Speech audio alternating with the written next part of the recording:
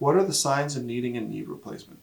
Hello, I'm Bernard Kemper at Carolina Regional Orthopedics, and I'm going to talk to you about the signs and symptoms of when is it time for a knee replacement.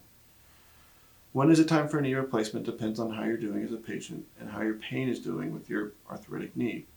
Now, not all knee replacements are due to knee arthritis or bone arthritis. There are other types such as rheumatoid arthritis or after a fracture, but most patients have osteoarthritis, which is a degradation of the cartilage inside of the knee.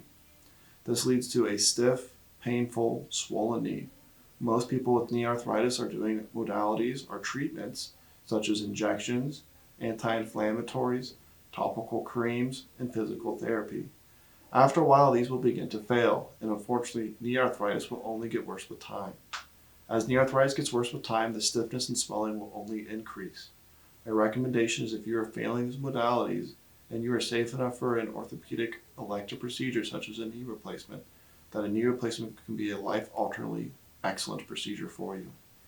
I think if you're suffering from these ailments and failing to get any relief, I'd be more than happy to evaluate you at Carolina Regional Orthopedics.